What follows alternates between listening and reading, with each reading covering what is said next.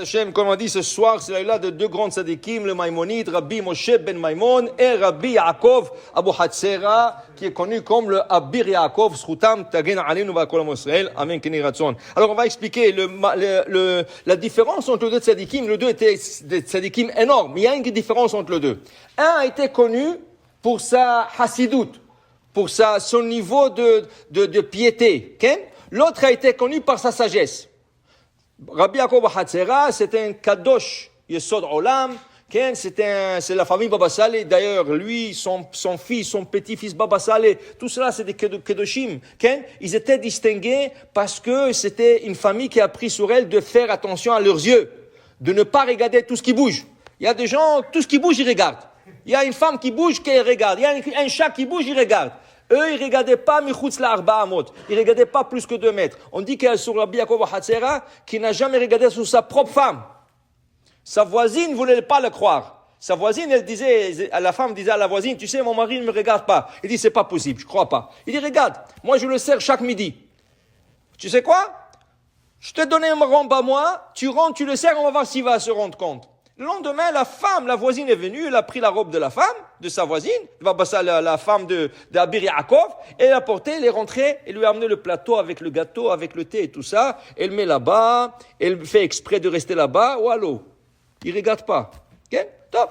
Le soir, sa femme lui dit, alors, tu as vu la femme qui t'a servi aujourd'hui? Il dit, quelle femme? Quelle femme? De quoi tu parles? Il dit, mais il a pas vu, c'est ça? C'était comme ça, un Kadosh Elion. Il était connu comme ça, Kadosh Elion. Le Maïmonide, lui, il nous a donné un livre extraordinaire, Yad HaHazaka. Yad HaHazaka, il a pris tous les halachot qui peuvent exister, il a fait plus que le Shulchan Aruch même. Pourquoi? Le Shulchan Aruch, il a écrit rien que les halachot actuels de nos jours. Le Maïmonide, il a écrit des halachot qui sont même pas actuels, qui vont être appliqués qu'au temps de Mashiach. Alors, il a écrit les halachot de nos jours, plus la halachot du temps de Mashiach. La Atid Lavo.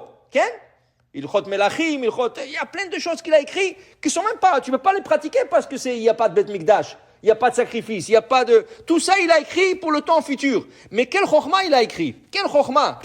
La seule chose qu'il n'a pas fait, le Maïmonide, c'est qu'il n'a pas donné les sources d'où il a tiré ses enseignements. Et ça a intrigué beaucoup de commentateurs. Il y a un qui est parti contre lui. Mais c'était pas contre lui personnel. C'était le Ravad. Le Ravad, toujours, il y a le Maïmonide et le Ravad, il dit, non, il parle de bêtises. Il parlait d'une manière très, très vulgaire contre lui. Alors quelqu'un lui a dit, comment tu oses parler comme ça au Maïmonide? Qui tu es, Bechlal? Le Ravad était aussi quand même un grand érudit. Il a dit, non, si j'aurais pas fait comme ça, personne m'aurait fait cas à moi. Le Maïmonide est tellement grand, les gens lui faisaient confiance. Mais moi, je voulais savoir les sources. Alors, selon mes sources, il s'est trompé. Pas à chaque halakha, il va l'écrire. Mais il y a des passages il attaque d'une manière comme si le Maïmonide ne savait même pas qu'est-ce qu'il disait. D'ailleurs, le Maïmonide, il avait beaucoup... Juste après, pas longtemps après. Et d'ailleurs, le Baalei Tosfot, qui était à l'époque du Maïmonide, les petits-enfants de Rashi étaient contre le Maïmonide. Il y avait même un des petits-enfants de Rashi, Rabbi Yonah de Grenoudi, qui a donné l'ordre de brûler les livres de Maïmonide. Quand il a donné ce décret de brûler le livre de Maïmonide, il y avait un décret en Europe que l'Église a pris tout le chasse, tout le Talmud, où il y a le parole de Tosfot, les petits-enfants de Rashi, ils ont brûlé 2 caravanes pleines de livres de Talmud. Ils ont compris que tout ça, et c'était une punition menace Shamaim parce que ils ont brûlé le livre de Maïmonide. Ils ont donné l'ordre de brûler. Alors Rabbi Yonah Grenoudi, il a fait tout un voyage pour aller en chercher le Maïmonide en Égypte, mais c'était trop tard, il est déjà décédé. Alors il a écrit un livre, Sha'arei Tshuva. Il a réécrit le livre Sha'arei Tshuva pour demander pardon aux Maïmonides parce qu'ils ont compris, rien qu'après, ils ont compris la grandeur du Maïmonide. Mais comme on a dit, le Maïmonide était un grand érudit, mais aussi un Hassid à Kadisha. C'était un Hassid, un Kadosh.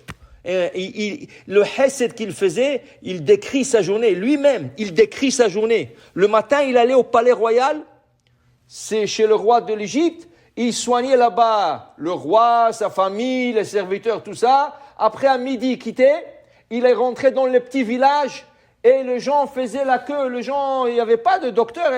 Alors lui, il faisait la queue et il restait le soir jusqu'à qu'il était épuisé. Et les dernières prescriptions, il les a écrites quand il était déjà allongé. Il ne pouvait plus se mettre debout. Il n'était plus debout. Alors il écrivait rien que comme ça, allongé, il écrivait les prescriptions aux gens pour aider aux gens. Ça, c'était sa journée. Et à part le temps qu'il se levait tôt pour étudier, c'était un Hassid Kadosh. Mais le gens encore...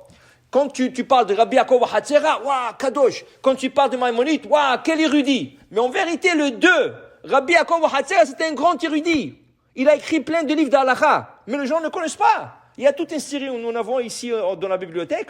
Allez-y voir. Il y a 25 livres de Rabbi Yaakov Hatzera. À part sur la Kabbale, à part sur le Humash, à part sur le Nevim, il a des livres d'Halakha aussi. Les gens ne le connaissent pas. Et le Maïmonide, il a écrit aussi beaucoup de livres de Kabbale et toutes sortes de choses. Alors, deux petites histoires de ces deux grands tzadikim. Rabbi Yaakov Hatzera écrivait des notes sur des livres. Où il n'y avait pas comme aujourd'hui des ordinateurs. Il écrivait des petits papiers, tout ça. Et il avait toujours des sacs, deux grands sacs avec lui qu'il prenait. Et quand il allait quelque part, il prenait les notes avec lui. Et il les ajoutait, il corrigeait tout ça. Une fois, il était dans une place. On lui a volé les deux sacs. On lui a volé 2 sacs. Top. Il n'a rien dit, il avait beaucoup de peine, parce que tout ce qu'il y avait là-bas, comme écriture, c'est des années d'écrit.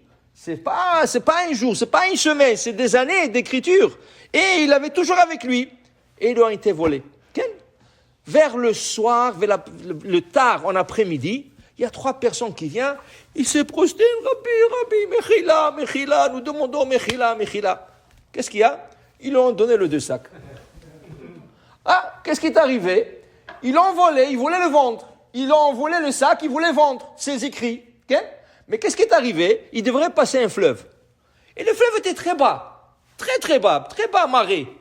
Quand ils mettaient le pied dans le fleuve montait, ils ne pouvaient pas monter, ils ne pouvaient pas passer. Ah, ils se sortaient. Alors le fleuve baissait. Dès qu'ils mettaient le pied encore, ils ont compris ce clala du haham. Ils n'avaient pas le choix que de retourner et lui rendre ses écritures. Et bien, au Hachem, nous avons ces écrits aujourd'hui. Ça, c'est le Rabbi Yaakov Hatzera. Le Maïmonide, Rabbi Moshe ben Maimon, une fois, il était dans le palais royal, il y avait là-bas, il avait toujours des gens qui étaient contre lui parce qu'il était aimé par le roi. Alors, ça a monté la jalousie de Goïm. Alors, qu'est-ce qu'il y avait? Une fois, il y avait un docteur. Il y avait un docteur, comment on appelle ça? Un docteur là-bas. Et il a planifié, avec des gens autour, d'empoisonner le plat du roi et de blâmer le Maïmonide. Alors un jour, ils étaient tous là, dans un repas, et le docteur se lève, et Sa Majesté, ne touchez pas à votre plat, il était empoisonné. Il dit, qu'est-ce que tu racontes? Et qui c'est qui faisait la diète du roi? Maïmonide. C'est lui qui rentrait dans la cuisine, donnez-lui ça, ne le donnez pas ça c'est bon pour lui, il avait le sucre, il avait la tension basse et tout ça. Il dit, comment vous savez ça? Il dit, je vais vous l'approuver. Il a commandé un chien, il a dit, emmenez un chien. Ils ont emmené un chien, ils lui ont donné à manger le plat du roi, le chien est mort sur place. Il dit, vous voyez? Il voulait vous empoisonner. Si vous aurez mangé, vous serez mort maintenant. Le roi, il n'arrivait pas à croire. Mais devant lui, il y a un fait accompli. Alors il a dit, Alors il a dit au Maïmonide, écoute, tu sais qu'est-ce qu'on va faire? Moi, je ne peux pas te tuer. Si tu n'as rien fait, alors Dieu, à qui tu crois, il va te sauver. Et si tu as fait, alors qu'est-ce qu'ils ont planifié de faire? Le lendemain, le roi lui a dit, on va prendre une boîte. On va écrire 2 papiers. Un papier, la vie, l'autre papier, la mort. On met les 2 papiers dans la boîte, toi tu mets la main, tu sors, tu tires, tu te décrètes toi-même ou la vie ou la mort. Moi je ne peux pas te condamner à mort. Le Maïmonide n'avait pas le choix de dire oui ou non, c'est comme ça décrété. Le lendemain il arrive, mais il voit tout l'entourage autour des rois en train de rigoler. Il a compris, par sa sagesse, il a compris qu'il y a quelque chose qui ne va pas. Tout de suite, il a compris l'idée. Qu'est-ce qu'ils ont fait? Ils ont donné du pot de vin au scribe. Qu'est-ce qu'il a fait? Au lieu d'écrire un papier, la haïm ve la mavet, il a écrit 2 papiers pour la mort. Alors, quoi qu'il tire, un des 2 papiers, c'est la mort. Il a prié Hachem, s'il vous plaît, aidez-moi et tout ça. Donc, le roi, il dit, allez-y, rentrez la main. Et lui, il hésite, il dit, rentrez la main. il rentre la main, qu'est-ce qu'il fait? Il retire la main et tout de suite, il prend un papier, il l'écrase dans sa main, il avale. Il dit, oh, qu'est-ce que tu as fait? Qu'est-ce que tu es en train de faire? Il dit, Sa Majesté, il n'y a pas un problème, écoutez. Il y a deux papiers là-bas, la vie et la mort. D'accord? Moi, j'ai pris un papier, je l'ai avalé. On va examiner le papier qui reste. Qu'est-ce qu'il va écrire? Alors moi, j'ai pris le contraire. Très bien. Ils ont ouvert la boîte, qu'est-ce que c'est écrit là-bas? Pour la mort. Ça veut dire que lui, il a pris pour la vie. L'autre, le docteur qui a planifié tout le complot et avec tout le monde, il commençait à rouspéter. Non, c'est pas juste. Il dit, qu'est-ce qui est pas juste? Il dit, parce que le deux papiers étaient pour la mort. Le roi, il le regarde, il dit, quoi?